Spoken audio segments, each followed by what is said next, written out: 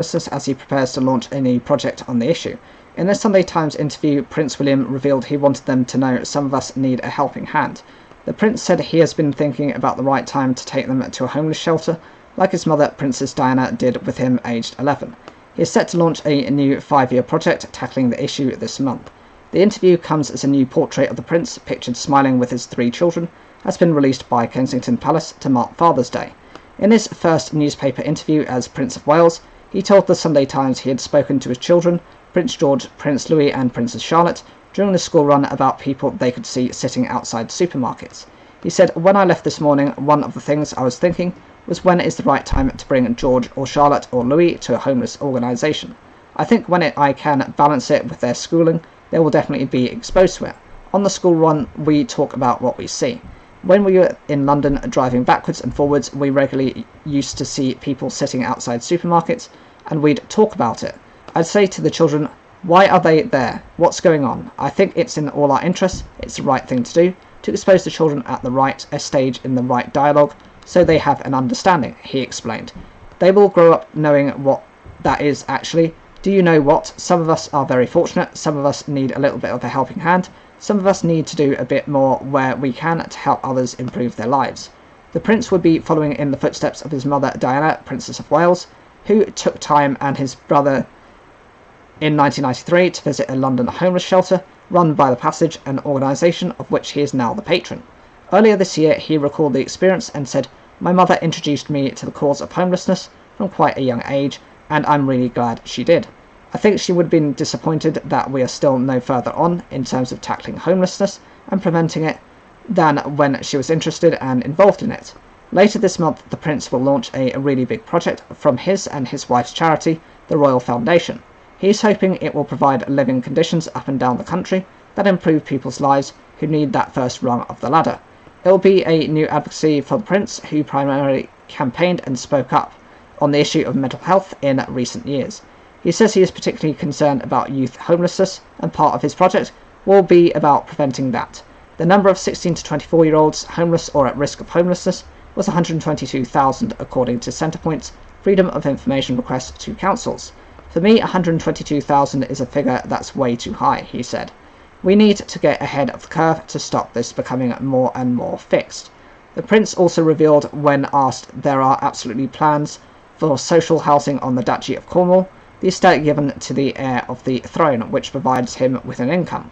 The royal spoke to the newspaper after opening a homelessness charity project for young people in work or apprenticeships who need help finding affordable housing.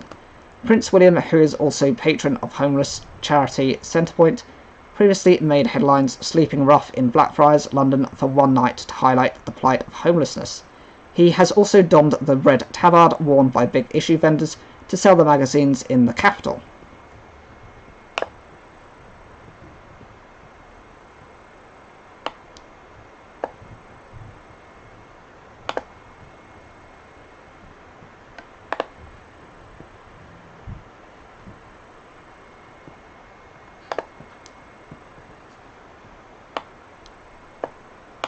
An MP who was suspended from the Conservative Party over allegations of sexual misconduct has resigned.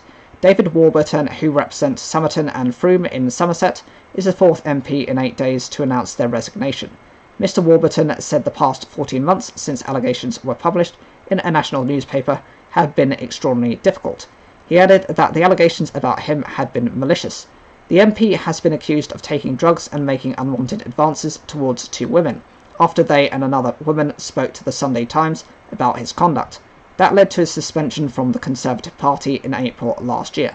He announced his resignation in an interview with the Mail on Sunday, in which the paper reports him as admitting to taking cocaine after drinking incredibly potent Japanese whiskey. He added in the interview, "I was set up, but I have been naive and incredibly stupid." He went on to deny the harassment claims he is accused of. His immediate departure means the Conservatives will now face a 4th by-election. Mr Warburton has represented his constituency as an independent since losing the Tory whip. A writ for a new election is usually issued with 3 months of the resignation, according to Parliament's website. Mr Warburton had taken the constituency from the Liberal Democrats in 2015, was re-elected in 2017 and 2019. He won with a majority of 19,213 in that last poll. My constituents in Somerton and Frome, who elected me 3 times with overwhelming majorities, have for a year been deprived of the voice they need, said Mr Warburton. I am so grateful for their many messages of support, and it is with sorrow that I have no choice but to provoke the upheaval of a by-election. He also said in his 3-page resignation letter he had been denied a fair hearing by the Independent Complaints and Grievance Scheme, ICGS, and prevented from speaking out while it is investigated the allegations. He joins Boris Johnson and Nigel Adams, who resigned last week, triggering by-elections in their constituencies. Nadine Dorries also announced her resignation, but said her departure would not be immediate as she wanted to stay while she seeks to investigate how she was denied a seat in the Lords on Boris Johnson's resignation honours list. Labour's National Campaign Coordinator Shabana Mahmood accused Prime Minister Rishi Sunak of being too weak to act himself after Mr Warburton resigned in disgrace. Liberal Democrat Deputy Leader Daisy Cooper said time after time the Conservatives have mired themselves in sleaze and scandal, neglecting the issues that really matter to people. Then they decided it was okay to leave local people in this seat without any proper representation at all.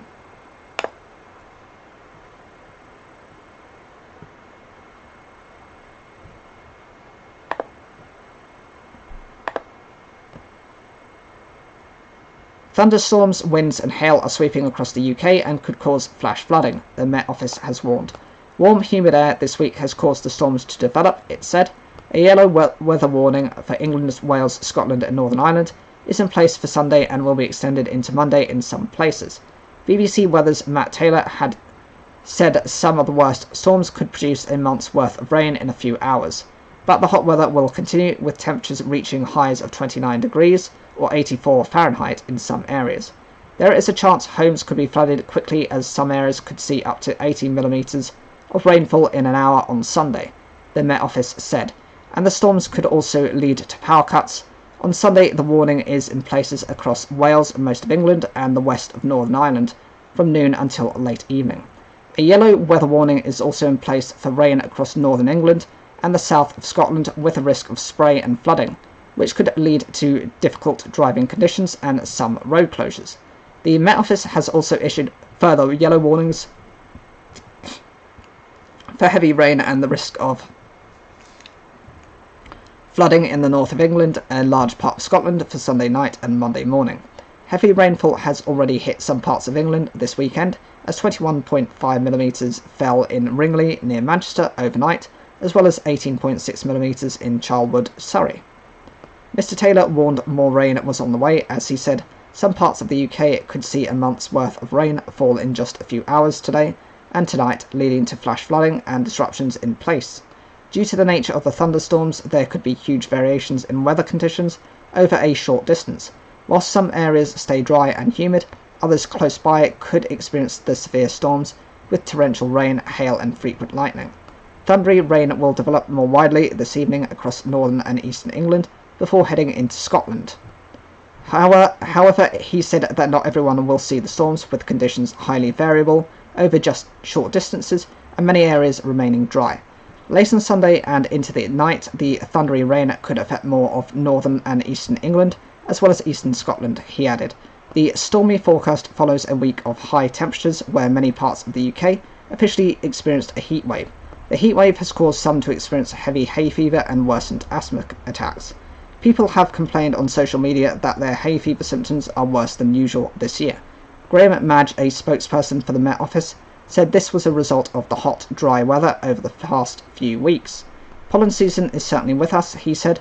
The fact we've had very dry conditions means that grasses can release pollen en masse into the air column. Heat waves are becoming more likely and more extreme because of human-induced climate change. The world has already warmed by about 1.2 centigrade since the industrial era began, and temperatures are expected to keep rising. Despite the storms, the heat is set to continue. The highest temperatures of the year so far was at Chertsey Waterworks in Surrey on Saturday, where highs of 32.2 centigrade were recorded. A hosepipe ban was issued in Kent and Sussex on Friday after South East Water said it had no choice after demand for drinking water reached record levels in June. Up to 4,000 customers are without water or have been experiencing low pressure since Monday due to supply issues.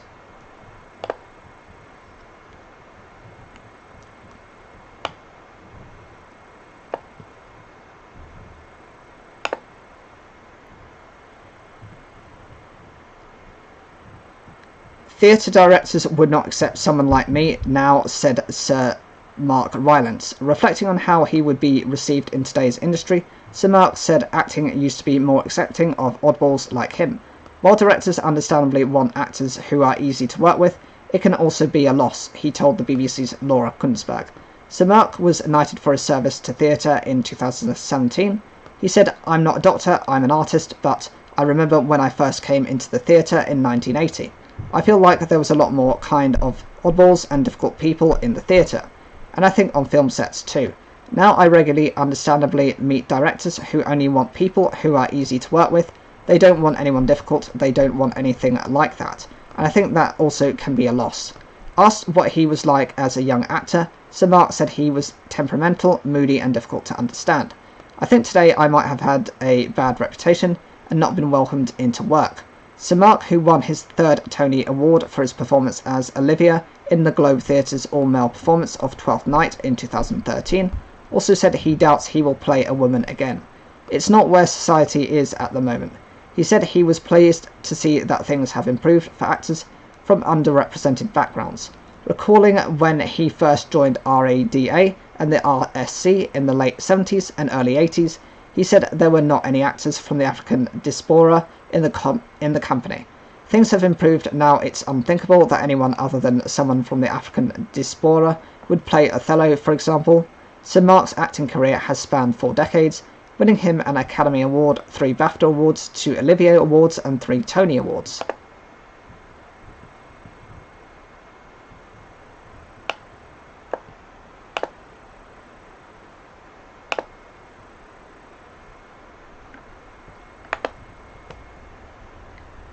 Police have named 4 people, including 2 children, found dead at a flat in Hounslow.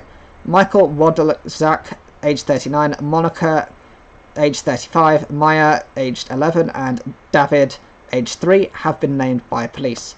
All 4 were found at the property on Staines Road, Bedfont, and thought to be from the same family, police have said. Officers said that they were called at 12:03 p.m. British Standard Time on Friday by a person concerned about the welfare of the occupants. After officers carried out a forced entry, they discovered all 4 bodies. Their next of kin have been informed and are being supported by family liaison officers. The Metropolitan Police's investigation is being led by homicide detectives. The force described it as a terrible incident and revealed that no other parties were currently being sought. Post-mortem examinations are being arranged to establish their cause of death.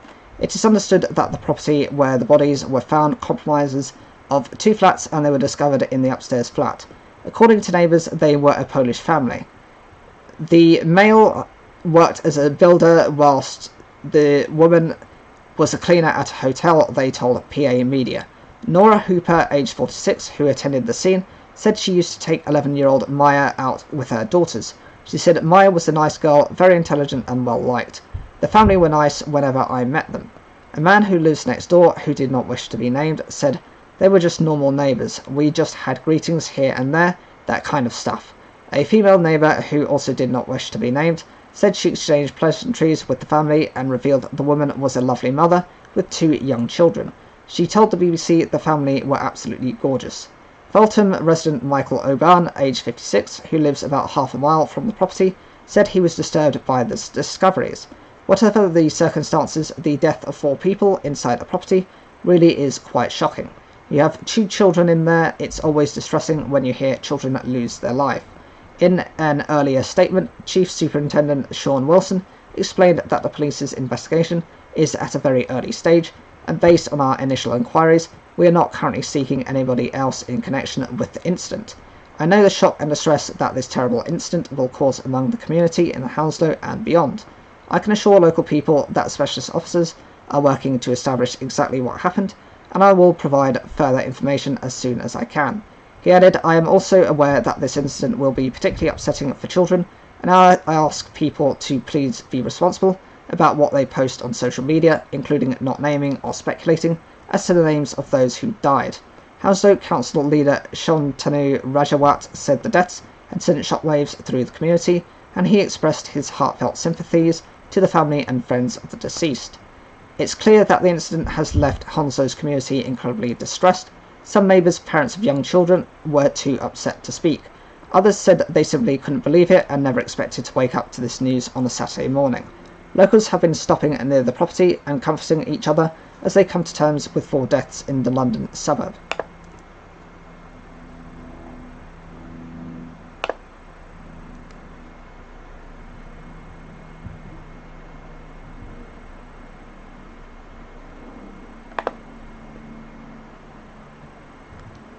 The Scottish Labour leader has said he believes the momentum is with his party, but he is not getting complacent. Anas Sarwar said, "We've still got a hell of a lot of work to do to defeat the SNP in Scotland." He was responding to a new poll which suggested Labour is on course to win in Scotland at the next general election for the first time since 2010. The SNP has insisted its support remains strong despite a tough few weeks for the party. Mr Sarwar was speaking during his first interview on the BBC's Sunday with Laura Kuenssberg programme. The panel-based poll for the Sunday Times suggests that Scottish Labour would win at 26 seats at Westminster, up from the single seat it currently holds. This would put the party ahead of the SNP, which is projected to take 21 seats, down from 45. The Conservatives are projected to take 7 and the Liberal Democrats 5, adding 1 extra seat each. Mr Sarwar said it was positive news, but he was keeping his feet firmly on the ground. He said, 2 years ago when I became the leader, we were 32 points behind the SNP. If you told me that we would be neck and neck in the opinion polls, I wouldn't have believed you. But I think something different is happening in Scotland, and I think the momentum is with the Scottish Labour Party. I think there is a mood for change. On last week's Laura Kuenssberg programme, SNP leader Humza Yousaf said his party could make life very difficult for Labour in a hung parliament if it refused to give Scotland the power to call a referendum. Hollywood actor and Scottish independent supporter Alan Cumming also accused Labour of being conservative light and said the SNP was now the only left-wing party in UK politics. Mr Sarwar said Labour's transformation under 3 years of Sir Keir Starmer's leadership showed the party was ready to serve and ready to deliver a transformative government. He said, of course, ardent SNP supporters are going to want to tarnish the Labour Party because they know that the Tories winning again is perhaps the only way they can resuscitate their own party here in Scotland. Humza Yousaf has already said it doesn't matter if the Tories win again. Across the UK, actually it really matters, and that's why Labour is determined to get rid of this rotten Tory government. The SNP Deputy Leader Keith Brown insists his party remains the political powerhouse to deliver change. He said only the full powers of independence can protect Scotland from the damage of Brexit and the mismanagement of Tory governments Scotland doesn't vote for. Mr Sarwar was speaking a day ahead of Sir Keir Starmer visiting Scotland to launch Labour's new green energy strategy. Labour has announced it will block all new domestic oil and gas developments if it wins power. The UK government and some unions have criticised the plans, saying they risk an economic cliff edge. But Mr Sarwar denied Labour's plans to move away from North Sea oil, and gas would result in massive job losses. He said a Labour government was committed to working with oil and gas companies to make the transition to net zero. There will be no cliff edge, there will be no turning off of the tap, he said. We are clear that oil and gas will play a significant role in our energy industry for decades to come. What we're talking about is building these strategic partnerships in order to deliver the green revolution. I want to be really upfront about this, we need the oil and gas industry. The panel-based poll sampled 1,007 people, aged 16 and over, between the 12th and 15th of June.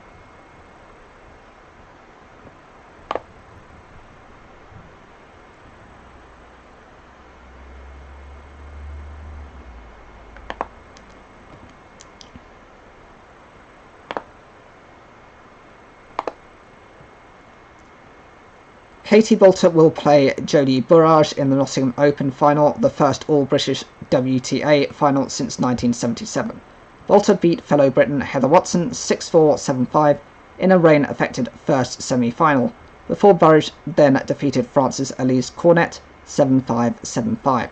It will be a maiden WTA final for both players, with the position of British number 1 also on the line. In the men's competition, Andy Murray beat Portugal's Nuno Borges to set up a final against France's Arthur Cuzzo.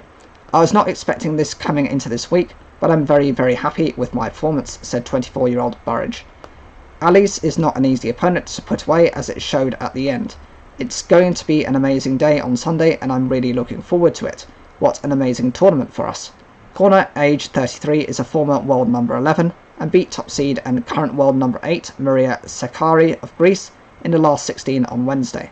The Frenchwoman led 2-0 against Burrage, but the Briton recovered and then broke Cornet's serve in the 11th game before holding her serve to take the first set. There were 6 breaks of serve in the opening 8 games of the second set before Burrage again gained the crucial break late on to secure the win. Boulter and Burrage met in the final on the lower-ranked ITF Tour in Canberra, Australia in January, with Boulter coming from a set down to gain a 3-6, 6-3, 6-2 victory. However, Sunday's match will be the first all-British WTA final since Sue Barker beat Virginia Wade in San Francisco, USA on the 28th of February 1977. Boulter became British number 1 for the first time earlier this week, replacing the injured Emma Raducanu. If Boulter wins on Sunday, she will stay the top-ranked British player when the rankings are released on Monday, but she will lose that position to Burrage if her fellow Briton wins the Nottingham tournament. Watson, age 31, has won 4 WTA titles in her career, but none of them on grass and none of them in the United Kingdom, with her last WTA title being at the Mexican Open in February 2020. Boulter could not take a point chance in the opening game of the match, but did then break Watson's serve in the 5th game in the last point before a 90-minute rain delay. When play resumed, Watson immediately got the first set back on serve, only for Boulter impressing with her powerful forehand shots to regain the advantage in the 9th game. Before serving out the set, Watson led 3-0 in the second set, but Boulter fought back to win 7 of the next 9 games to move into the final. "I've worked so hard for this and I'm just going to keep plugging away," said 26-year-old Boulter. "Even if it's not my time, it's been a great week for me and I will keep working hard. It means so much to me, especially here. It was a really tough match and I just tried to put my heart on the line and managed to get through in the end." Watson is an incredible player and I knew it would be a battle. I have so much time for her. She is an amazing girl. Watson still has a chance of picking up a trophy, though, as she and Harriet Dart, who lost to Boulter in the quarterfinals of the singles event on Friday, have reached the women's doubles finals. Dart and Boulter beat fellow Britons Alicia Barnett and Olivia Nichols 6-4, 6-4 to set up a final on Sunday against the pairing of Ulrike Ikera of Norway and Ingrid Neal of Estonia.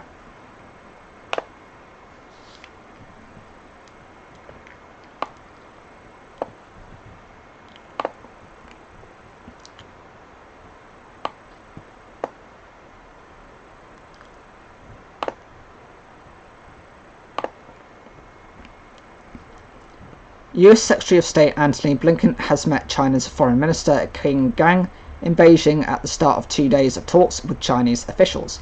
The visit is the first time by an American diplomat to China in almost 5 years. US officials say the main goal of the talks is to stabilize a relationship that has become extremely tense. It comes nearly 5 months after an earlier Blinken visit was postponed following the flight of a suspected Chinese spy balloon in US airspace. Mr. Quinn greeted Mr. Blinken on Sunday at the Diaoyutai State Guesthouse, a lavish estate that typically hosts visiting dignitaries. The two shook hands as they stood before their respective flags, then sat down with their delegations at long tables to begin their meetings.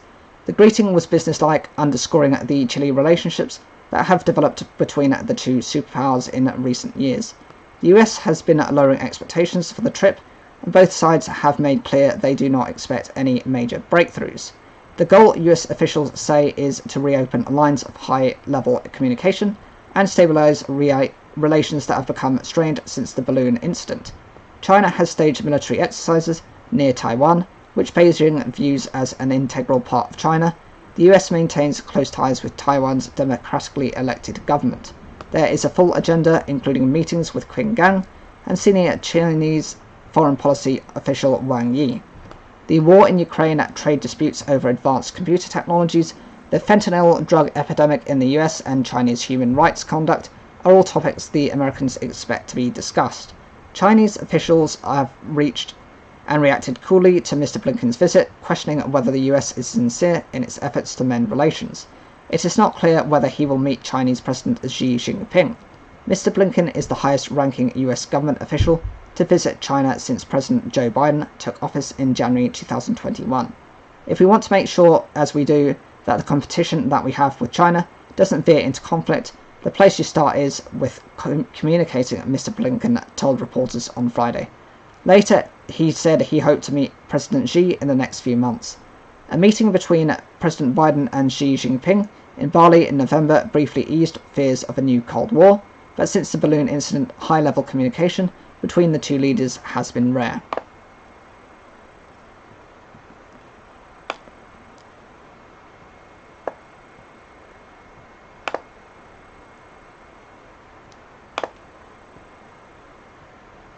A 2,800-year-old stone tablet has gone on display in Iraq after being returned by Italy following nearly 4 decades. The artifact is inscribed with complete cuneiform text, a system of writing on clay in an ancient Babylonian alphabet. Italian authorities handed it over to Iraq's President Abdul Latif Rashid in the city of Bologna last week. It is not clear how the tablet was found or how it made its way to Italy, where it was seized by police in the 1980s. Iraqi Culture Minister Ahmed Badrani said that it might have been found during archaeological excavations of the Mosul Dam, which was built around that time. Iraq, often described as the cradle of civilization, is known among others for the world's first writing. Looting of the country's antiquities intensified following the US-led invasion 20 years ago. Iraq's president praised the cooperation shown by Italy and said he would work to recover all the archaeological pieces of Iraqi history from abroad.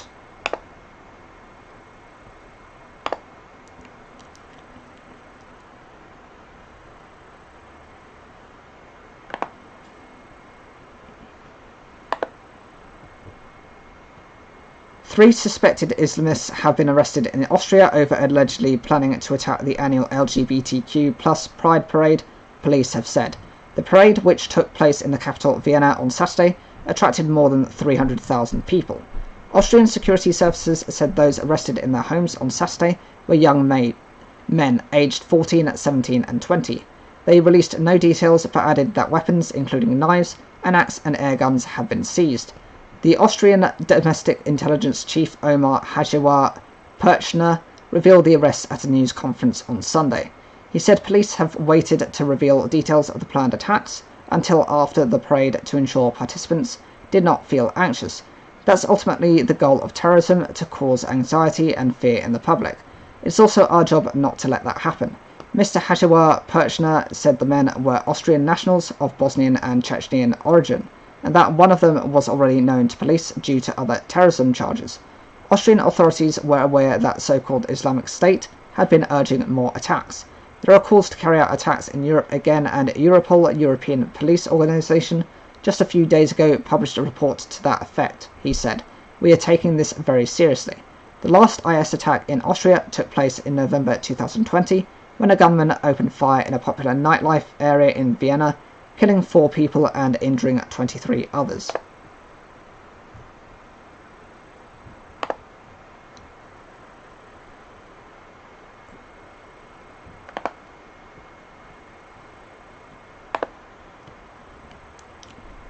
The war in Ukraine must end, South Africa's President Cyril Ramaphosa has told Russia's leader Vladimir Putin. Mr. Ramaphosa's remarks came as he met Mr. Putin in St. Petersburg on Saturday as part of a peace mission with 6 other African countries. Ukrainian President Volodymyr Zelensky told the delegation on Friday that he would not enter talks with Russia while they occupied Ukrainian land. Mr. Putin told the African leaders Ukraine had always refused talks. At the meeting in St. Petersburg, Mr. Ramaphosa also called for both parties to return their prisoners of war and said children removed by Russia should be returned home.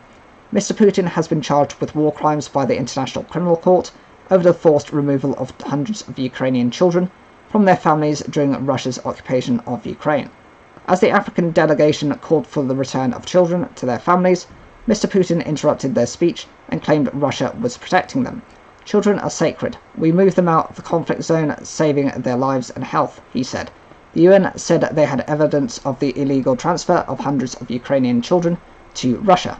Mr. Ramaphosa also warned Mr. Putin of the impacts of the war on Africa and said it should be settled by diplomacy. "The war cannot go on forever. All wars have to be settled and come to an end at some stage," he said. "And we are here to communicate a very clear message that we would like this war to be ended." The war has severely restricted the export of grain from Ukraine and fertilizer from Russia, which has affected African countries in particular and intensified global food insecurity. But Mr. Putin blamed the West for the grain crisis, not the war in Ukraine. As he said, only 3% of the grain exports permitted under a UN-sponsored deal to ensure its safe passage through the Black Sea had gone to the world's poorest countries. Russia has repeatedly complained that Western sanctions are restricting its own agricultural exports. Kremlin spokesman Dmitry Peskov said there were no grounds for extending the grain deal because so far what we were promised has not been done. Mr. Putin praised what he described as Africa's balanced position on the war, which Russia continues to call a special military operation. The African delegation, made up of representatives from South Africa, Egypt, Senegal, Congo, Brazzaville, Comoros, Zambia and Uganda, has been specifically designed for breadth and balance, with members from different parts of Africa with different views on the conflict. South Africa and Uganda are seen as leaning towards Russia, while Zambia and Comoros are closer to the west. Egypt, Senegal and Congo-Brazzaville have remained largely neutral. African countries have primarily seen the conflict a confrontation between Russia and the West. The delegation also met with Ukrainian leaders on Friday, where Mr. Ramaphosa warned the war in Europe was affecting between 1.2 and 1.3 billion people in Africa. After the leaders landed, air raid sirens sounded across Ukraine's capital, Kiev, which Ukraine's Foreign Minister Dmytro Kuleba said demonstrated that Mr. Putin wanted more war. During their meeting, Mr. Zelensky told the delegation that an important result of your mission would be to intercede to bring about the release of political prisoners held by Russia. The meeting comes amid heightened tensions between both Russia and Ukraine, as Ukraine launches its counter-offensive near the region of Bakhmut. Russia has claimed that the counter-offensive has failed, but Kiev said it has retaken about 100 square kilometers of territory on its southern front.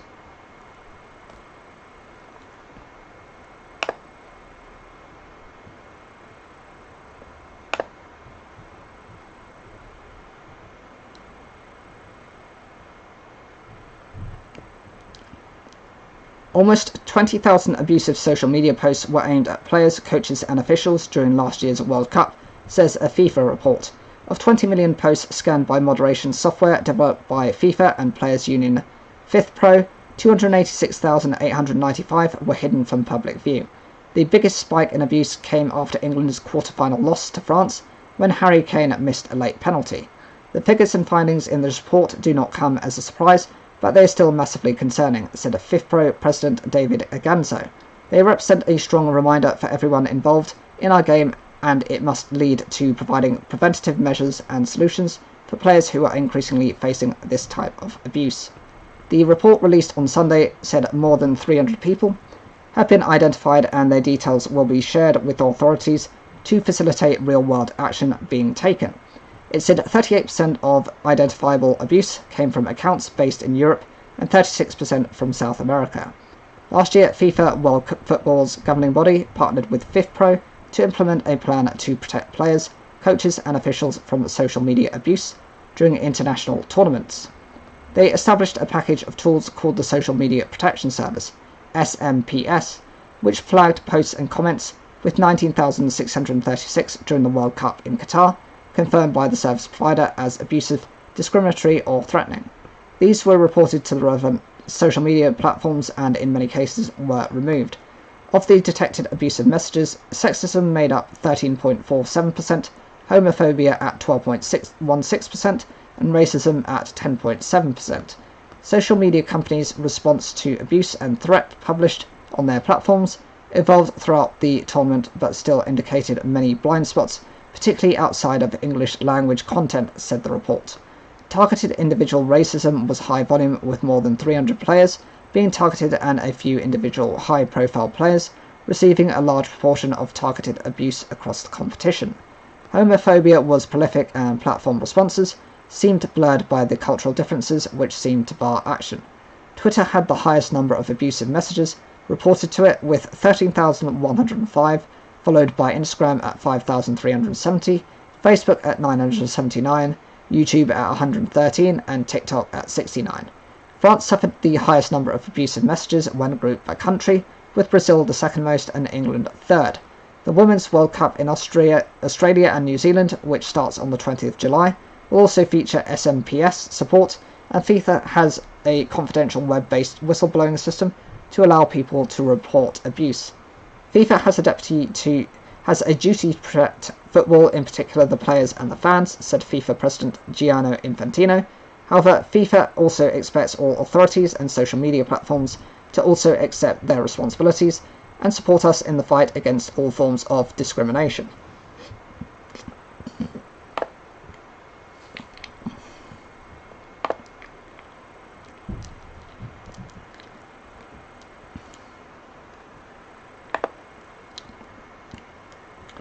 An Ecuadorian woman has died days after mourners at her funeral were shocked to find her alive in her coffin.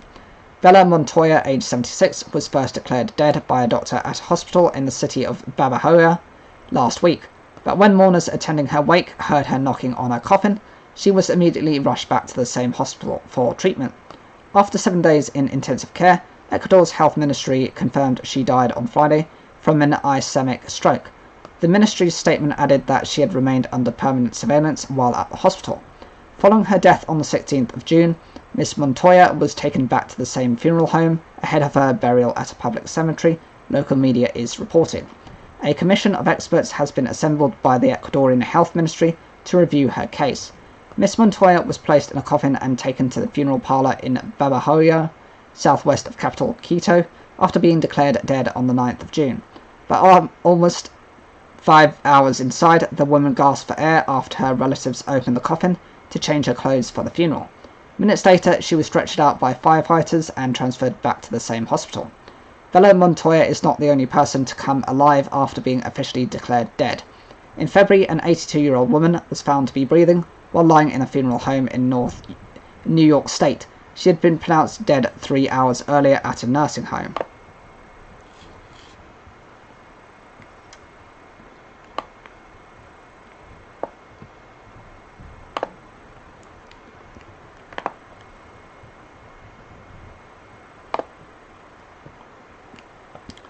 Nearly 40 pupils have been killed at a school in western Uganda by rebels linked to the Islamic State group.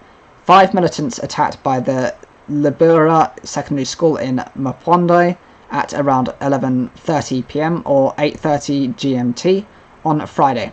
They entered dormitories, setting fire and using machetes to kill and maim the pupils, officials said. The Allied Democratic Forces, ADF, based in the Democratic Republic of Congo, have been blamed and a manhunt is underway. More than 60 people are educated at the school, most of whom live there. Uganda's information minister said 37 students were confirmed to have been killed, but did not give their ages. 20 of them were attacked with machetes and 17 of them burned to death, Chris Bayomunsi told the BBC. The Ugandan army said the rebels had also killed a school guard and 3 members of the local community. Survivors said the rebels threw a bomb into the dormitory after the machete attack.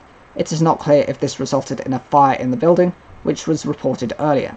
6 students were also abducted to carry food that the rebels stole from the school's stores, he added. The militants then returned across the border into the Dominican Republic of the Congo. Some of the bodies are said to have been badly burnt, and DNA tests will need to be carried out to identify them. 8 people remain in a critical condition after the attack. UN Secretary General Antonio Guterres condemned the appalling act and called for those behind it to be brought to justice. Soldiers are pursuing ADF insurgents towards the DR Congo's Virunga National Park, Africa's oldest and largest national park, which is home to rare species including mountain gorillas. Militias, including the ADF, also use the vast expanse, which borders Uganda and Rwanda, as a hideout. Our forces are pursuing the enemy to rescue those abducted and destroy this group, Defense spokesperson Felix Kulayiga said on Twitter. The Ugandan army has also deployed helicopters to help track the rebel group over mountainous terrain. The 2 neighbours have held joint military operations in the east of the Dominican Republic of the Congo to prevent attacks by the ADF. Security forces had intelligence that rebels were in the border area on Congolese side for at least 2 days before Friday night's attack, Majgen Olam said. But local residents have criticised the authorities for not being prepared for an attack. If they are telling us the borders are secure and security is tight, I want the security to tell us where they were when these killers came to kill our people, one resident told reporters. The deadly episode follows last week's attack by suspected ADF fighters in a village in DR Congo near to the Ugandan border. More than 100 villagers fled to Uganda but have since returned. The attack on a school located less than 2 kilometers or 1.25 miles from Congolese border is the first such attack on a Ugandan school in 25 years. In June 1998, 80 students were burnt to death in their dormitories in an ADF attack on Kichwamba Technical Institute near the border of DR Congo. More than 100 students were abducted. The group may target schools as a way of recruiting children, according to Richard Moncrieff, an expert in the region at the International Crisis Group, but they also do it for the shock value. These are terrorist groups who want to make an impact through violence. They want to show that they are there, show that they are active to their colleagues and allies in ISIS in other parts of the world, Mr. Moncrieff said, using another acronym for IS. The ADF was created in eastern Uganda in the 1990s and took up arms against long-serving President Yoweri Museveni, alleging government persecution of Muslims. Muslims make up almost 14% of the Ugandan population, according to official government figures, though the Ugandan Muslim Supreme Council estimates the figure is closer to 35%.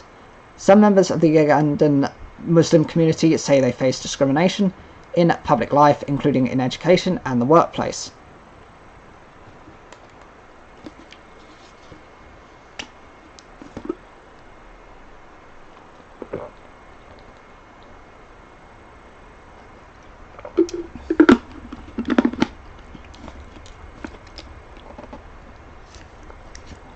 After defeat by the Ugandan army in 2001, the ADF relocated to the North Kivu province in DR Congo. The group's principal founder, Jamil Makulu, was arrested in Tanzania in 2015 and is in custody in a Ugandan prison. ADF rebels have been operating from inside the Dominican Republic of the Congo for the past 2 decades. Makulu's successor, Musa Seka Baluku, reportedly first pledged allegiance to IS in 2016, but it was not until April 2019 that the group first acknowledged its activity in the area. IS is a group that has been mostly defeated, though there are significant numbers of IS-affiliated militant groups across the Middle East and Africa. After years of not operating openly in Uganda, the ADF was blamed for a series of attacks in late 2021, including suicide bombings in Uganda's capital, Kampala.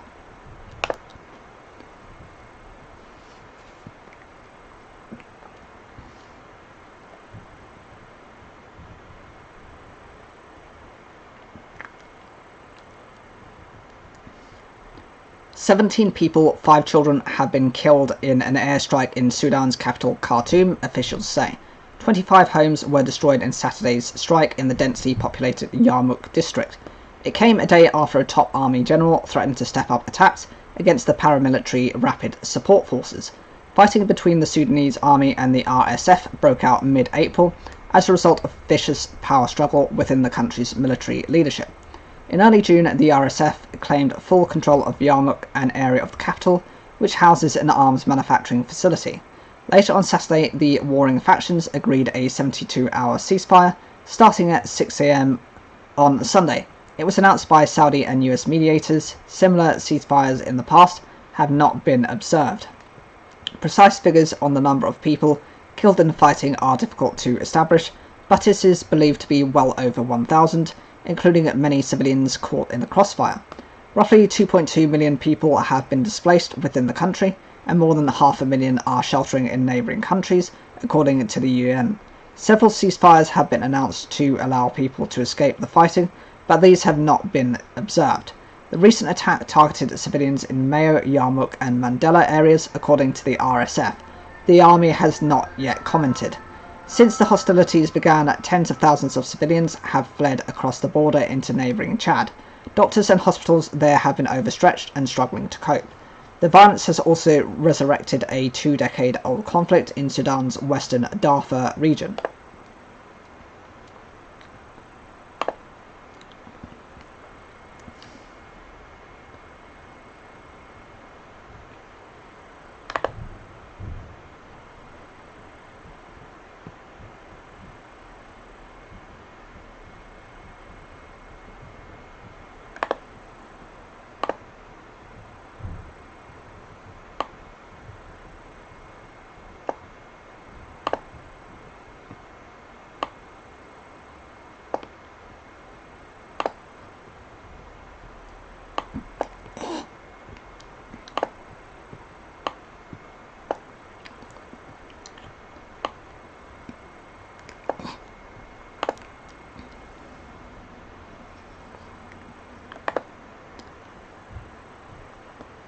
The news from the mortgage market is grim. Spend any time in the office of a mortgage broker over the past week and you hear words like shocking and terrible as they join multi-thousand digital queues to try to snaffle the last few bargain fixed rates deals available on their systems.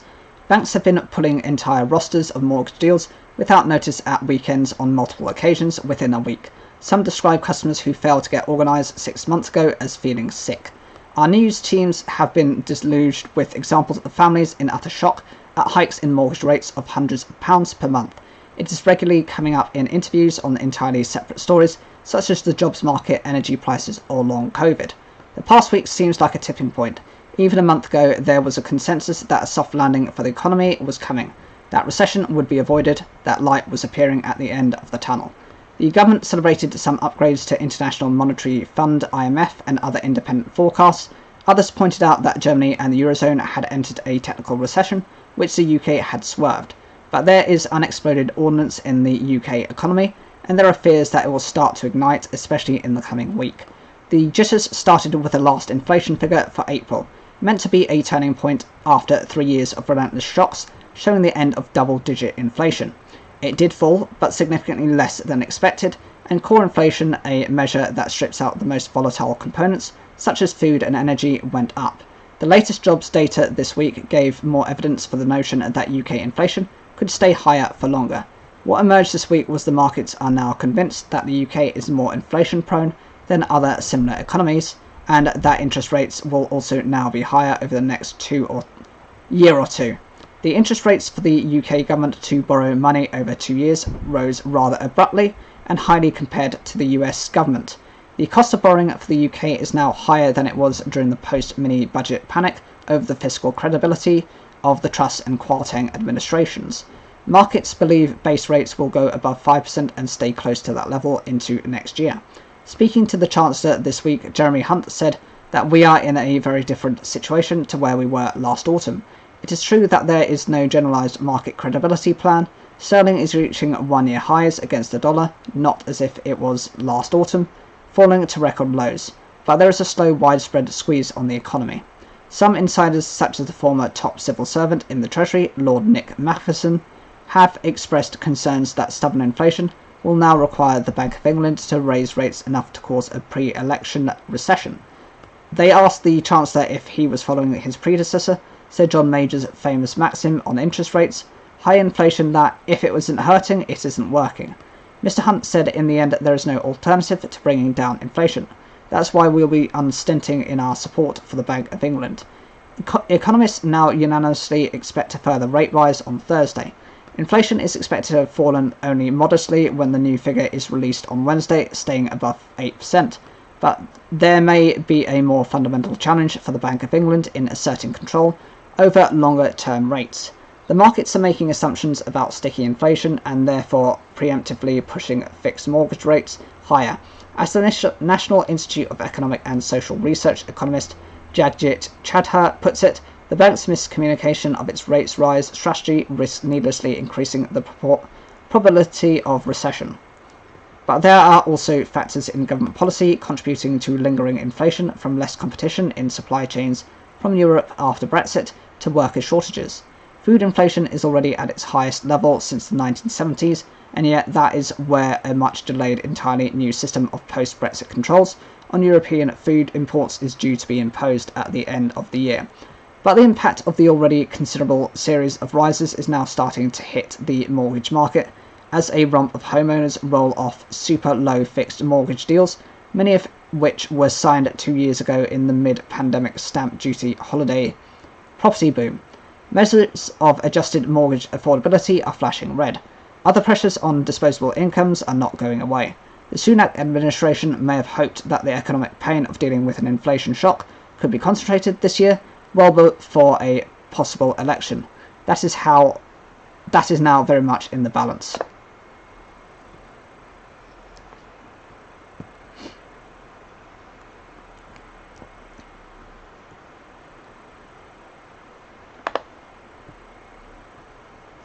A former Barclays trader jailed in connection with a $9 billion interest rate rigging scandal has said telling his father about it was the hardest day of my life. They burst into tears. I felt like I'd let them down, Peter Johnson had told the BBC, as he struggled to compose himself. In an emotional interview, Johnson revealed that devastation caused not only to his life, but that of his family by what is now regarded by some MPs as a state-level cover-up, followed by a whole series of miscarriages of justice. Jailed for 4 years after manipulating interest rates, Johnson was released in 2018 after serving 2 years. He was later revealed to be one of the original whistleblowers of the scandal. Speaking for the first time since his release, he says when he was put on gardening leave by Barclays in 2011, he descended into depression and avoided being seen in the streets, near his house, or informing his family about his predicament. In 2012, Johnson was sacked by Barclays after more than 30 years' service and faced the risk of prosecution by the US Department of Justice, DOJ, which could lead up to 30 years in a US prison. When I woke up, I'd have about 5 seconds when I thought all was well with the world, and then I'd realise that it wasn't. And I'd go around all day with a sort of weight pressing against my chest. I'd wait for 6 o'clock before I started self-medicating with alcohol. I had panic attacks. I spent years trying to suppress my emotions because I don't want to get upset and bitter and twisted and everything else. But this is too important to forget to sweep under the carpet. People need to know, and once they know the full facts, they can make their judgments on whether what people did was wrong or right. Such was the psychological pressure on him that when he was charged with a crime in the UK, rather than the US, it came as a relief. It was ridiculous. There I was, feeling relieved that I was going to be charged with a crime, and it was good. I mean, it's just stupid. It just shows how mad things were for me at this time. Johnson's lawyer, Tony Woodcock, now retired, but then a senior partner at prominent white-collar crime specialist Stevenson Harwood, sees his former client's prosecution as an outrage. Senior MPs, including former Brexit Secretary David Davis and former Shadow Chancellor John McDonnell, have come to share that view after reading a book I have written exposing the scandal. In over 30 years in practice, I never had a case in which I felt so powerless and bullied and where the smell of politics was so rancid. Hopefully all the evil lurking in the mud will be found out, Mr. Woodcock says. One reason he feels so strongly is that Johnson, who worked as a cash trader for Barclays from 1981 to 2011, was the original whistleblower of the interest rate rigging scandal, in which banks paid nearly $9 billion in fines, and 37 traders and brokers were prosecuted for manipulating LIBOR and Euribor, two benchmarks that track the cost of borrowing cash. From 2007 to 2009, Johnson repeatedly alerted the US Central Bank and the Bank of England to other banks publishing false, low estimates of the interest rates they'd have to pay to borrow hundreds of millions of dollars at a time, so-called lowballing. He tried to publish higher, more honest estimates, but kept getting instructions from above to be no more honest than any other bank. Leaked audio recordings indicate the pressure on Johnson to lie came first from the board of Barclays, then from the Bank of England, then from the UK government. Evidence revealed in the book indicates that then Prime Minister Gordon Brown's head of policy, the late Sir Jeremy Hayward, was one senior Whitehall figure who wanted Barclays to lower its LIBOR estimates of the cost of borrowing dollars. I thought they were wrong, says Johnson, but I didn't feel I had any choice but to go along with them. You're being asked by the UK government and the supreme financial establishment in the land to do something. It's very, very difficult to say no, stuff you. Yet 4 years later, on the 27th of June 2012, suppressing anger towards the banks at the lack of accountability for the 2008 banking crisis exploded into the media when Barclays was fined a record £290 million by US and UK regulators for rigging interest rates. Both Labour and Conservative MPs angrily condemned 14 unnamed traders, which Johnson knew included himself. When something like that happens to a major corporation, there's usually a scapegoat, and I sort of felt that maybe it might be my time. Quite justifiably, the public was outraged at what they saw as excesses in the banking industry, and they wanted heads on a pike. And I became one of the heads, he says, adding, I think they could have chosen better ones. Criminal authorities on both sides of the Atlantic, cooperating with lawyers working for Barclays, lined him up for prosecution. He was not prosecuted for lowballing, but for manipulating rates on a much smaller scale by accepting requests from traders between 2005 and 2007 to nudge his LIBOR rates up or down very slightly. In 2014, Johnson became the first banker to plead guilty to manipulating interest rates, but it was only because he felt the odds were against him and he had no choice. Barclays had cut him off from any financial support with his legal fees. Because of the very high cost of defending himself, he feared he might lose his home, his savings, and therefore his ability to support his children and grandchildren. even if he were found innocent. I didn't feel as if I'd done anything wrong, but I could see the way the whole thing was going, and it didn't look good for me. Johnson, a 68-year-old grandfather, was sentenced in 2016 to 4 years and jailed alongside 3 other Barclays traders. His first jail was HMP Wandsworth, which he describes as pretty basic, pretty horrible.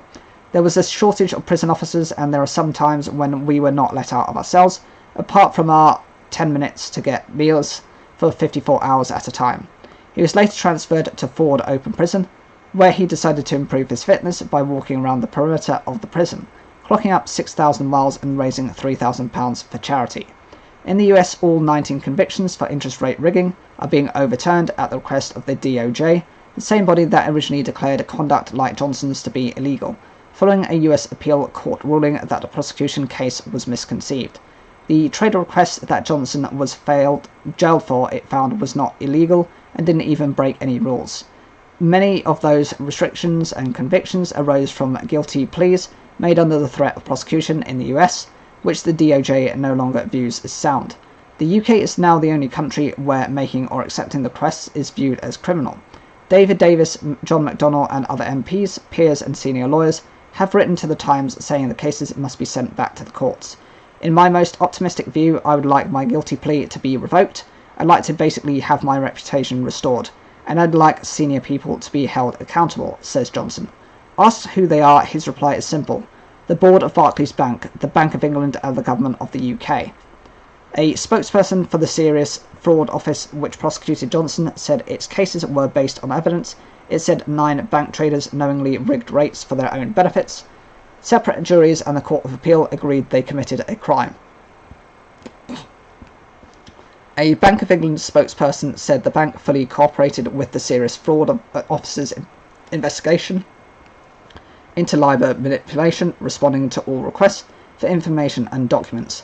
The Treasury said in a statement the government did not seek to influence individual bank LIBOR submissions.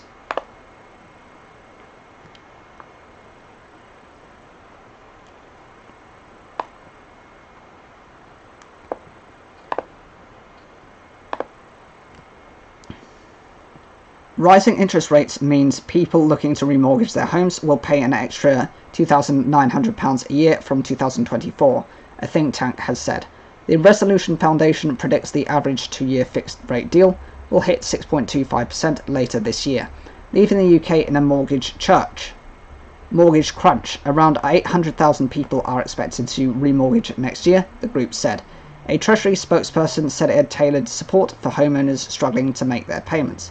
Borrowers are already facing big increases after lenders hiked rates over the past fortnight. The Bank of England is expected to raise interest rates again next week. Earlier this week, Chancellor Jeremy Hunt said the bank had no alternative but to lift rates in its attempts to tackle inflation and curb rising prices. The Bank of England's base rate is currently at 4.5%, but the Resolution Foundation says this is expected to peak at nearly 6% in mid-2024. Those expectations have quickly filtered through into the mortgage market, with deals being withdrawn or replaced by ones with higher rates. On Friday, financial data firm Moneyfacts said that the average 2-year fixed-rate loan for homeowners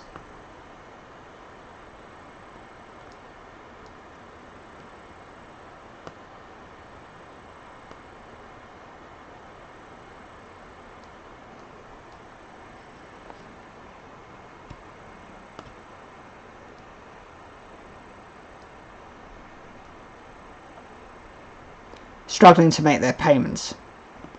Borrowers are already facing big increases after lenders hiked rates over the past fortnight. The Bank of England is expected to raise interest rates again next week. Earlier this week, Chancellor Jeremy Hunt said the bank had no alternative but to lift rates in its attempt to tackle inflation and curb rising prices.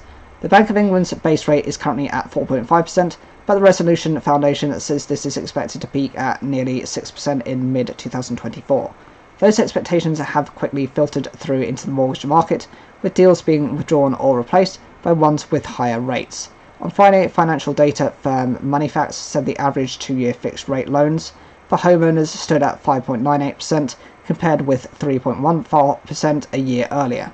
The Resolution Foundation, which is an independent think tank focused on improving living standards for those on low to middle incomes, said it does not expect the average 2-year mortgage deal to fall below 4.5% until the end of 2027. This would significantly increase the scale of the mortgage crunch currently unfolding, it said.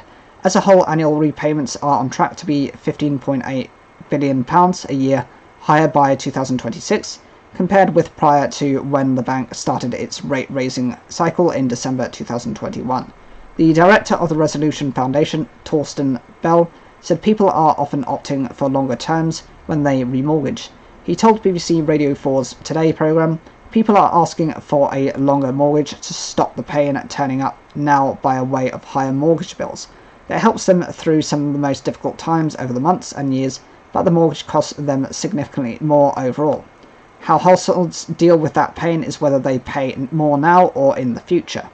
Eleanor Adair from Bangor, County Down, outside Belfast, has seen her mortgage costs soar from around £450 to £1,260 a month over the last year and a half. She is on a variable rate mortgage, which is almost entirely interest only, to keep costs down. The 61-year-old, who is disabled, says she was now having to work Saturday mornings on top of her full-time hours as an administrator to pay the bills. I'm existing, it's almost like a form of slavery. I've had late and missed payments as well, which have impacted my credit score, so that's making it hard for me. I just keep hoping the interest rates will keep down, but I don't think that will be the case. The think tank said about 3/5 of the increase in annual mortgage payments was yet to be passed on to new households, as borrowers move off existing fixed-rate deals and on to new ones. This was expected to deliver a rolling living standards hit to millions of households in the run-in to the next general election. In December, the Bank of England said about 4 million UK households would face higher mortgage payments in 2023, with the average monthly bill rising by £250. But that included households on tracker and variable rate mortgages, and the prediction was made at a time when the Bank of England's base rate was lower. The former Governor of the Bank of England, Mark Carney, has put the high inflation interest rates down to Brexit, saying it had triggered a unique adjustment that could take years to unwind. He told the Daily Telegraph that he had laid out in advance his concerns about the UK leaving the EU, which would lead to a weaker pound, higher inflation and weaker growth. Comparing the current situation with 1989, when interest rates reached almost 15%, the Resolution Foundation predicted this year's rate rises would increase the cost of a typical mortgage by 3% of a typical household income, outstripping the 2.4% increase seen then. But the organisation said the current mortgage crunch was less widespread than in previous shocks, which was better news for the government. In 1989, although inflation was lower at 5.5%, nearly 40% of households owned a home with a mortgage and was therefore exposed to rising costs. Now, with more older people owning their homes outright and fewer younger people owning property at all, the share of households with a mortgage has fallen below 30%. The Resolution Foundation's Simon Pittaway said market expectations that interest rates are going to rise even further and stay higher for longer are having a major effect on the mortgage market. Of course, market expectations can be wrong, and rate rises may not turn out to be as bad as feared. Around 7.5 million people with a mortgage are expected to see their repayments rise by 2026, the think tank said. A Treasury spokesperson said the government knows it is a concerning time for mortgage holders, but lenders were required to offer tailored support to those struggling with mortgages by the financial conduct authorities. We continue to support mortgage holders through the Support for Mortgage Interest scheme. Behind this, though, is global inflation continuing to eat at incomes around the world, which is why the single biggest thing we can do to help families is to halve the rate this year. We are also supportive of the Bank of England in their independent decisions on interest rates and continue to provide around $3,300 per household this year and next to help with rising costs. But Labour's Shadow Chancellor Rachel Reeves said these findings press home again how important economic stability and resilience are and how badly the Conservatives have failed on both of these. Over 13 years, the Tories have weakened our economy and then crashed it, leaving working people paying the price for years to come. Labour will bring financial and economic security back so that families are not constantly on a cliff edge, and so that we can urgently grow our economy to grab hold of opportunities in the future.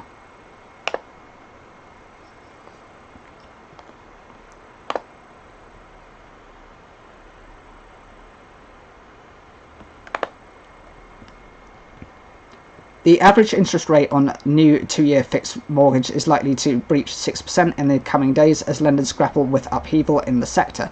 The typical rate rose to 5.98% on Friday, according to financial information service Moneyfacts, as more mortgage providers increased the cost of their home loans.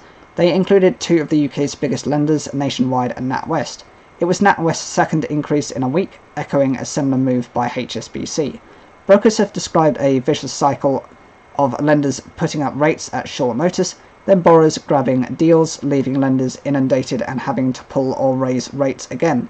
It is massively hard to navigate for everyone, especially clients, who need to make quick decisions in those circumstances. Whilst brokers are working around the clock to try to lock in to these rates, said Andrew Montlake of Coraco Mortgage Brokers. The typical 2-year fixed rate mortgage had a rate of 5.92% on Thursday, but jumped on Friday. This still leaves it short of the peak of 6.65% in October last year. Following the mini-budget during Liz Truss's premiership, a typical 5-year fixed rate is now at 5.62%, compared with last year's peak of 6.51%, according to Moneyfacts. Rates have risen consistently and at times sharply in the past few weeks, and commentators say there could be more increases to come. Much depends on official inflation data being published next Wednesday. Previous figures on wages and rising prices mean markets anticipate that inflation and interest rates will stay higher for longer in the UK than previously expected, which has been reflected in the funding cost of mortgages. Other lenders to make changes in the past 24 hours include Clydesdale Bank, which pulled a number of deals. Coventry Building Society also said it would be repricing its deals on Tuesday next week. On Friday, the rate for Skipton's new deposit-free mortgage aimed at first-time buyers went up from 5.49% to 5.89% for new customers. The track record mortgage was launched recently with some fanfare aimed at people who are renting. The increased rate reflects the recent changes within the mortgage market. We have repriced the product fairly to ensure it remains on the market at a competitive rate, said Charlotte Harrison, Chief Executive of Home Financing at Skipton Building Society. As a responsible lender, we need to be sensible with our approach to market with this product to ensure tenants don't take on more than they can realistically afford. Many first-time buyers might find mortgages harder to access at higher rates, despite house prices falling.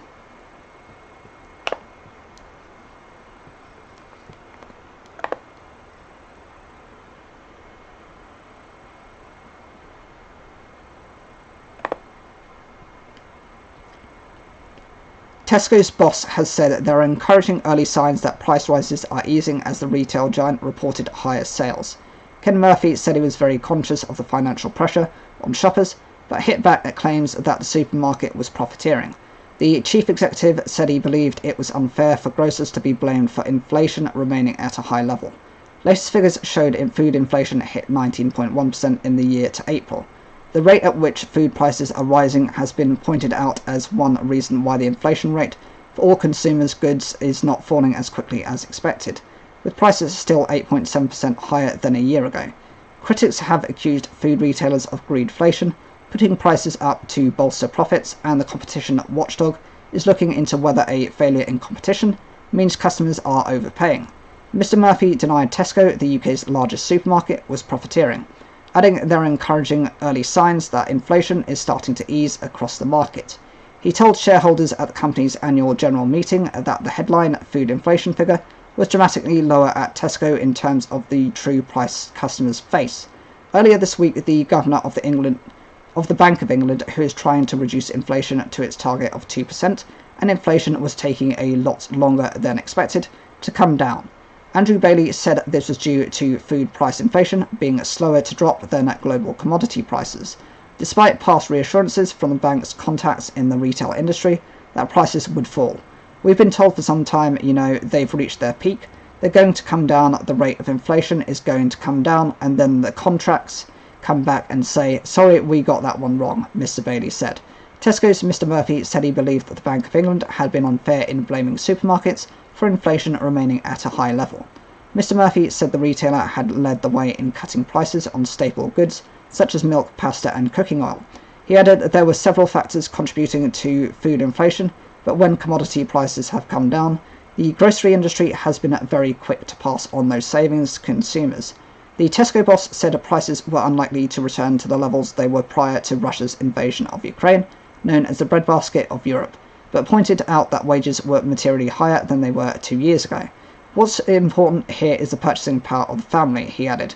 That's really where we should be focusing on improving people's purchasing power so that they can continue to feed their families and live a decent life.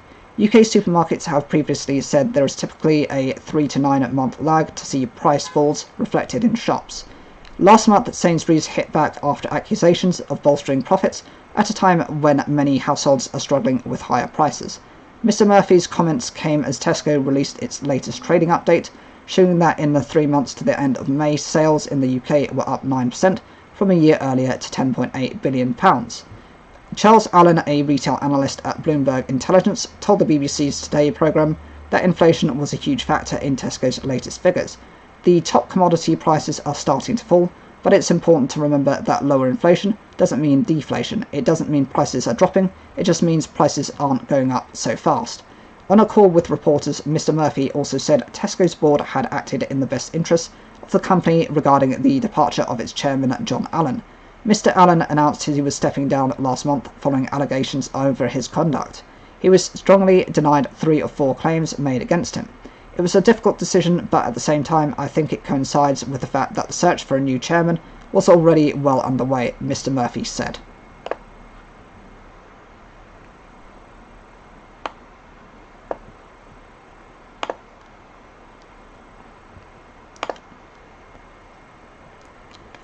The world's largest cryptocurrency exchange, Binance, is being investigated by French authorities, according to media reports in France.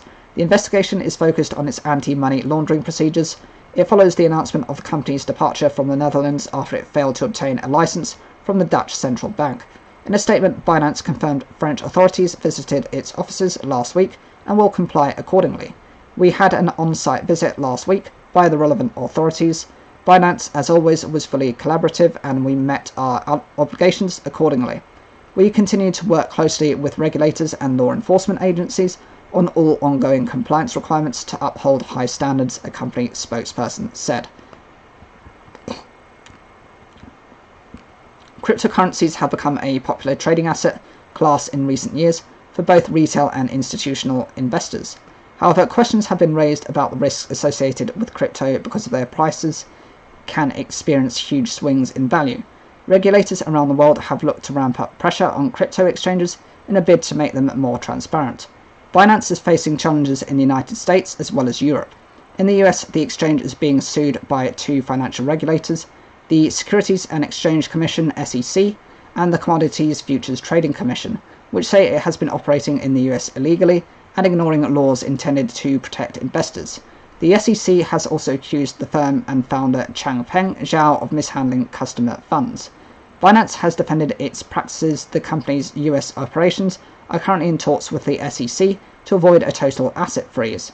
Binance has warned that its operations will grind to a halt if a US judge grants the regulator's request for an asset freezing order. Binance's unit in the UK, Binance Markets Limited, was removed from the register of the Financial Conduct Authority on the 30th of May at the company request, leaving it with no authorised entities in the UK, the FCA's website said.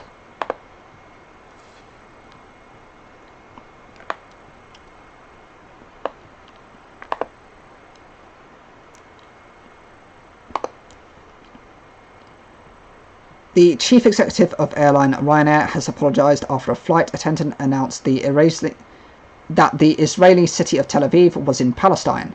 Eddie Wilson told Jewish human rights group the Simon Wiesenthal Centre it was an innocent mistake. Some passengers complained and the row gathered momentum after the flight. Mr. Wilson said that he had written to the Israeli ambassador in Ireland, adding that Israel was an important partner for Ryanair.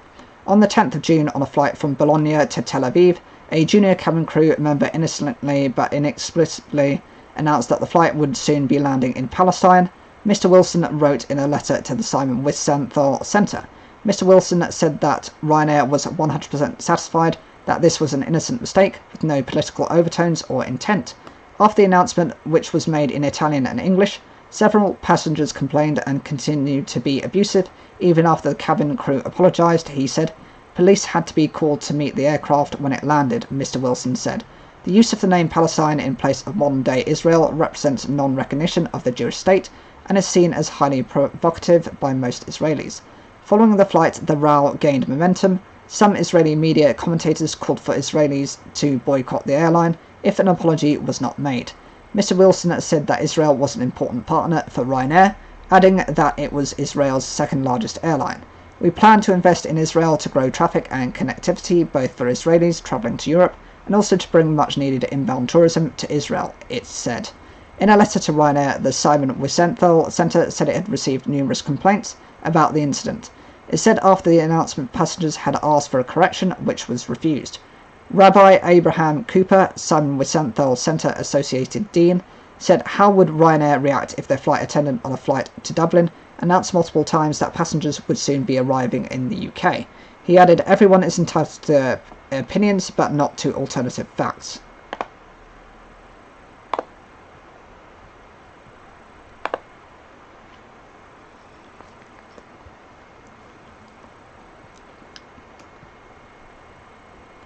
Drivers at two rail operators will take industrial action in disputes separate to the ongoing national row over pay. ASDEF said members at Avanti West Coast will strike on the 2nd of July over an attempt to force through sick pay changes without agreement. It said London North Eastern Railway drivers would also not work overtime from the 1st of July after the firm failed to stick to agreed procedures. Avanti has urged ASDEF to work with us to avoid another summer of disruption. The firm's managing director Andy Mellors said it was extremely disappointed the union had again chosen to disrupt the travel plans of so many. Thousands of customers who have already bought tickets will now be forced to make alternative arrangements at a time when we should be working together to encourage more people to travel by train. ASDEF said Avanti West Coast, which runs services between London and Scotland via Birmingham and Manchester, was trying to force through sick pay changes without agreement, whilst London North Eastern Railway, which runs between the same two destinations via York and Newcastle, had failed to adhere to agreed procedures. General Secretary Mick Whelan said it was deeply regrettable that union members had been forced to take this action, but our members will not stand by and allow our agreed terms and conditions to be violated.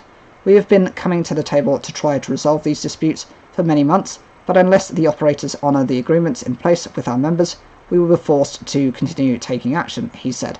The companies know how to avoid this action. It's by honouring their agreements and negotiating fairly with our members. On Thursday, ASDEF members voted to lift a ban on overtime by train drivers at TransPennine Express, which has hit rail services across the north of England. The national action has seen thousands of services affected in recent months, with the latest wave of strikes coming on the 3rd of June.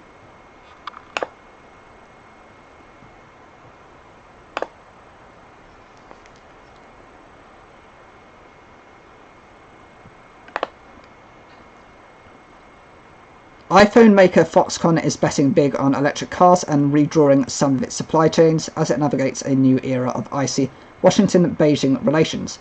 In an exclusive interview, chairman and boss Yang Yilu has said what the future may hold for the Taiwanese company.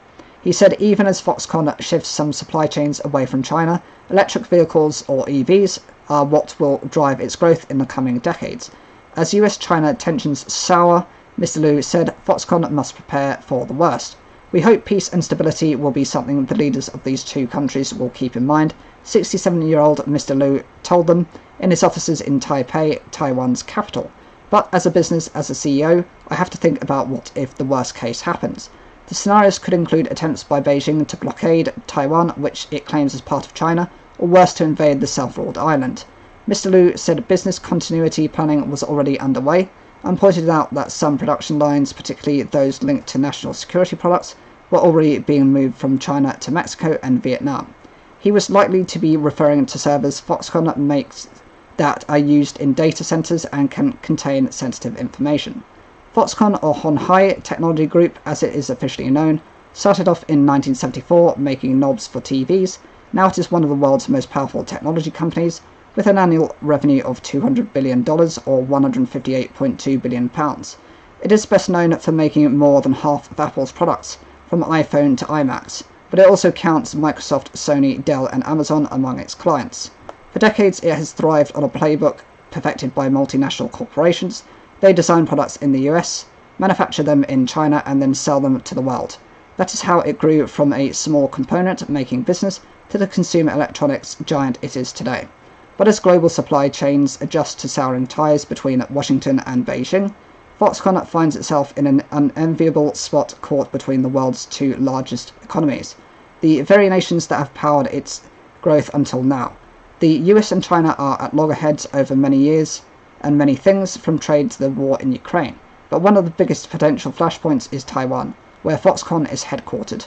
Taiwan has been a thorny issue for a long time, but Chinese leader Xi Jinping's repeated pledges of reunification have upset the uneasy status quo. Meanwhile, the US under President Joe Biden has been more vocal in its support for Taiwan in case of an attack. Some US voices have crossed China's red line, calling for independence, although the White House has reaffirmed its position that it retains diplomatic relations with Beijing and not Taipei. There are hopes of a thaw with US Secretary of State Antony Blinken visiting China this weekend, but there are also fears of a conflict. One US general has estimated it could happen as soon as the next few years. The United States and China are engaged in what we see as strategic competition, said Shihoko Goto, the Deputy Director for the Asia Program at the Wilson Center in Washington, D.C. Foxconn wants to do business with both, but there can only be one winner. But Mr. Liu does not think it is that simple. For one, he said Foxconn's business model, which relies on US designs and Chinese manufacturing, is far from over. We hire a lot of workers, and most countries, including China, want to support their workers, Mr. Liu said, adding that the Chinese government wants companies like Foxconn to keep going because of the huge number of jobs they create. Are rising tensions putting pressure on the model? So far, we haven't seen it, he has mentioned. But the West and its allies have called for countries and companies to de-risk from China, a long-term shift to curb global reliance on China that is yet to play out. When asked if that was impacting business, Mr. Lau responded cautiously. Some overseas clients had pushed to move production out of China, but this was their decision to make, not Foxconn's. They get the push from the government about de-risking, and then they will let us know. Geopolitics aside, COVID-19 is another reason companies might consider de-risking from China. A mix of harsh COVID policies, a lack of space for quarantine, and the infectiousness of the Omicron variant led to protests and riots at Foxconn's factories in Zhengzhou, the world's biggest iPhone plant, in late 2022. Hundreds of workers who feared the spread of the virus fled the campus on foot. Mr. Lau said the scenes that played out for the world to see were caused by a lack of transportation due to Beijing's unyielding zero-COVID policy. But when pressed further, he admitted that he should have handled things differently. If the same situation occurs again, I would stop production altogether, he said, reiterating that he would have made that decision even at the risk of irking clients like Apple. The company's success certainly rests on its impressive client base, but Foxconn is just as indispensable to those clients. To understand how essential it is to Apple, for instance, you just need to look at how much of the iPhone is made by Foxconn, around 60% by some estimates. The factories in China make some of the most essential parts of the device: camera modules, connectors, even the back of the phone casing. That expertise is also what Mr. Lau is hoping will fuel Foxconn's next big bet: electric cars. Look at this, this is a big iPhone, so we're very familiar with this, he said, pointing to a panel that controlled the car he had taken out for us to drive in. Built for families and priced for an aspiring global middle class, the shiny white SUV is one of several models manufactured by Foxconn. The reason why they think this is a great opportunity for them is that with the traditional gas engine, you have engines which are mostly mechanical, but with EVs, it's batteries and motors, he explains. That is a familiar language for a technology company like Foxconn, he added.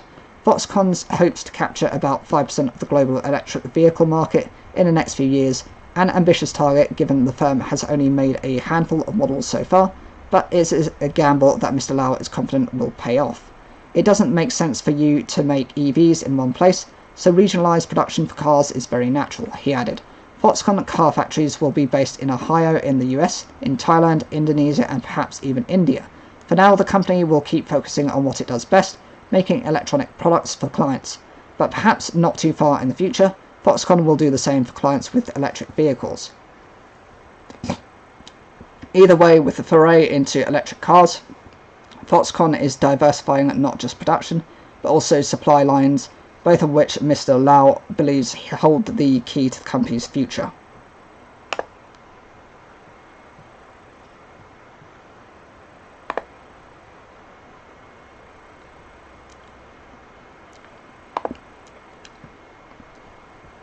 The government's energy bill support scheme took too long to get those most in need, MPs said.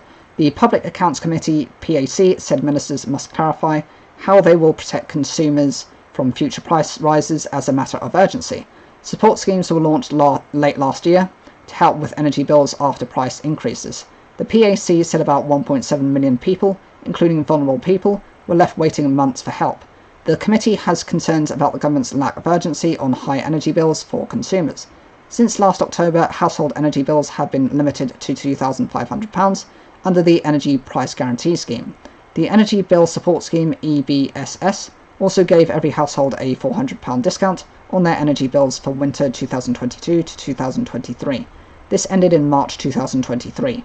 A separate energy bill relief scheme was targeted at businesses. The PAC said the schemes were introduced quickly, but the lack of understanding of customers' circumstances meant it took too long to get help to some of those most in need. Some 900,000 customers without a direct relationship to a domestic energy supplier, such as those in park homes or living on boats, had to wait until the 27th of February 2023 to be able to apply for the EBSS, and 836,000 households in Northern Ireland only began receiving support with their energy bills from the EBSS in January 2023, 3 months later than in the rest of the United Kingdom. The PAC said people were left waiting months for help due to the government's lack of bandwidth to ensure all groups, including vulnerable people, receive support at the same time. The committee also highlighted unacceptable practices of suppliers forcing entry into vulnerable customers' homes to install prepayment meters. This has been banned by Ofgem for British Gas, but only suspended in voluntary arrangements with other energy suppliers. The cross-party group said it had serious concerns about the Department for Energy Security and Net Zero's DESNZ lack of urgency in addressing the energy market failures that are leading to high energy bills for consumers. The largest schemes resulted in the department providing support to some homes and businesses that did not necessarily need it. A DESNZ spokesman said the committee's report failed to recognise the complexities of delivering support to households without a direct relationship with a supplier.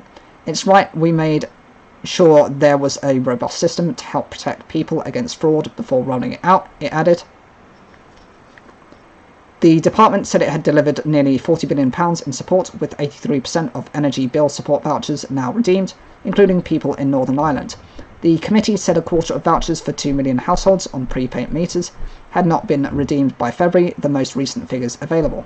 Labour MP Dame Meg Hillier, who chairs the PAC, said the surge in energy prices has caused serious difficulties and hardship for households across the UK.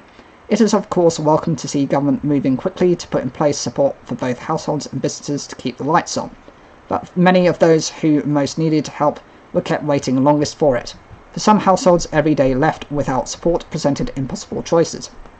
We need to see better understanding from government on vulnerable customers' circumstances so that help can be prioritised for those who need it most, and to deliver value for money in those extremely expensive schemes.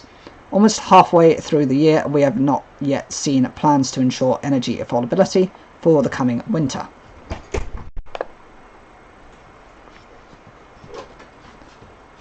Yes. Mark gone out? Yes, he's gone. Mum cooked the pizza and yeah? Yes. You okay? Yeah. Oh yeah. Rain is stopped play at Birmingham.